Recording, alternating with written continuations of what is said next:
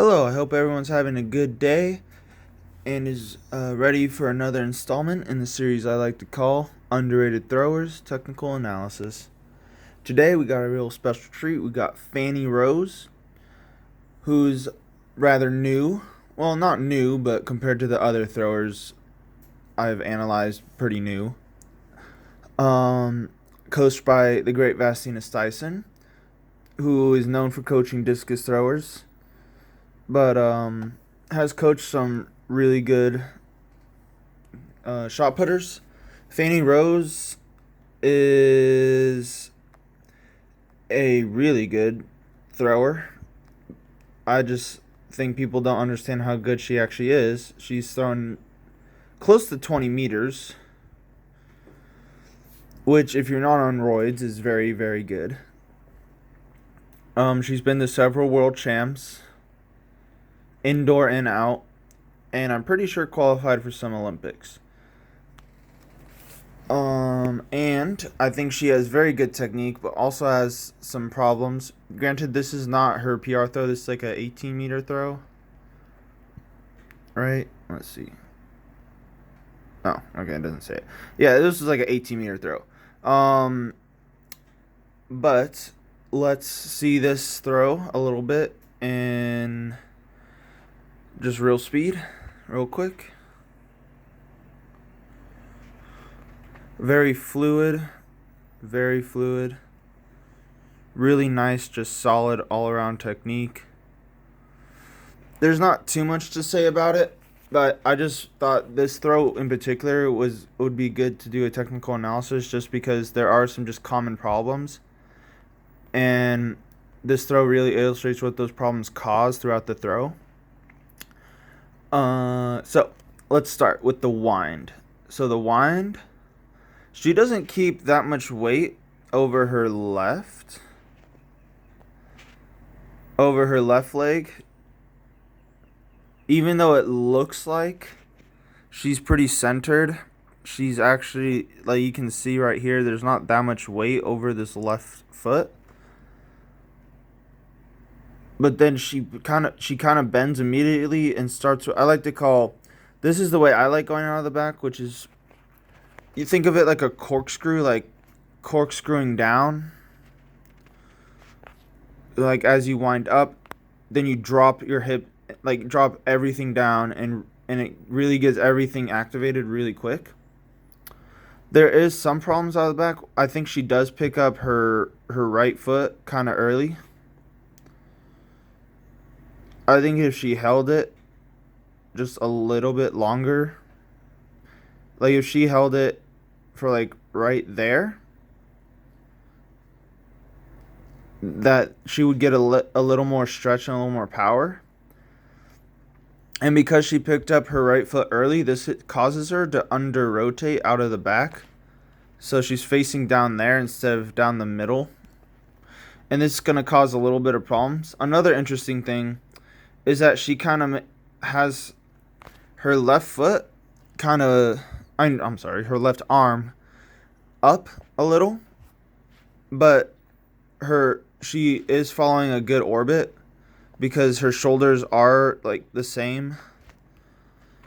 What is it? Sorry, I'm looking at my notes. Same angle, yeah, sorry. And she kind of leaves her left arm a little high, which, I mean, as long as you're following your orbit, not that big a deal. Normally you would kind of like it leveled a little bit, but to each his own, whatever works. I mean, she throws really far, so who am I to say that's wrong or right? But one thing I think she could improve on a lot is, well, because she under rotated out of the back, it causes her to kind of stand up a little. So she's like this low. This is about as low as she gets, and then she kind of raises up a little. If she sprinted, she kind of hops up, and instead, if she sprinted forward, I mean, she doesn't really just jump, but because she under rotated, she kind of has to go up a little in order to get back into the middle. But because she didn't fully she didn't fully rotate out of the back, she couldn't get a good sprint into the middle, so her right foot landed early in the middle, and then it kind of stalls. Like, it doesn't move until right there, but because it didn't move, she kind of shifted forward into her left. So now she doesn't have a lot of weight over her right. So now she can't really work the ground that well, and now there's really no. Now it's kind of like a glide finish, or she kind of just pushes forward instead of rotating around and going forward. I also want to say, before I forget, and also because she didn't go around that well, she kind of cut off her sweep a little, which also limited her power going into the middle and her separation just a little bit. So if she waited and then rotated there, and then if she waited out of the back to sprint and her her sweep leg was just like out here, she could just curl in while sprinting, and instead of it landing facing this way, she could have landed facing this way or that way. So then all she had to do was just rotate and get a really quick, easy punch out off the shot. But because she under-rotated, she couldn't get that good sprint, and that meant that she landed kind of heavy on her right. Her heel drops and then just stops rotating. And then, this causes her to shift at the front. And that causes her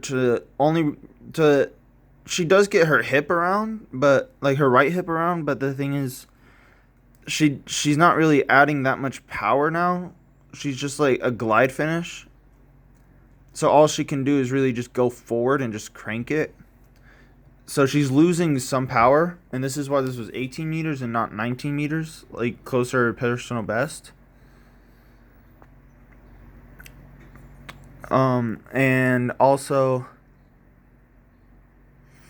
let's see, just looking at my notes. Oh, yes. So, but what really saves this throw, though, is one, while she did under-rotate out of the back, she is still pretty stacked. She could be a little more stacked, but this is good enough. She just kind of stops it. But she's really stacked out of the back. And then she's really stacked and lands really wrapped in her power. In her power position in her stand throw. And what I also want to call attention to is that she keeps a flat left foot, which is extremely hard to do. You don't see that much in shot put. You see it a lot more in discus. But I mean, she does kind of pick it up early, just because she kind of landed just because she landed kind of weird, and well, not weird, but just in not an ideal position. So she kind of had to pick up a little early. Because that's what happens when you land and don't turn your right foot immediately, because you always want to keep your right foot in a constant motion throughout the entire throw. The only thing that should really stop at some points is your left, and I shouldn't even say stop, just more like hold. You should always be in a continuous motion, but your right side should be working faster than your left, because that's what causes your separation. Okay? But what she does is she gets a really, really nice block. Really nice. And she just stays on the shot put. She's still looking at the shot even after it's left her hand. She really stays on it. And that's what really saves this throw.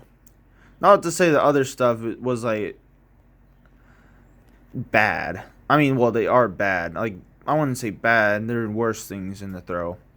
She does like just enough. to throw, but she just left a lot on the table, like a lot of distance on the table.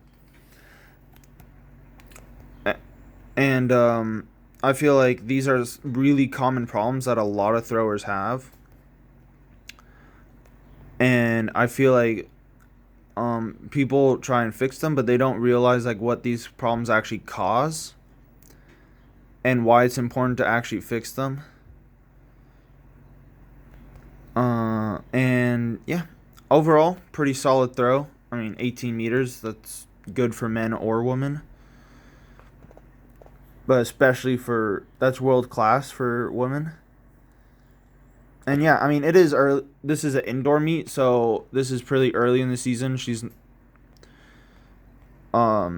not as technically sound because, as she would be an outdoor, just because, I mean, it is early. So yeah, overall pretty nice throw. And yeah, hope y'all learned something. See y'all next time.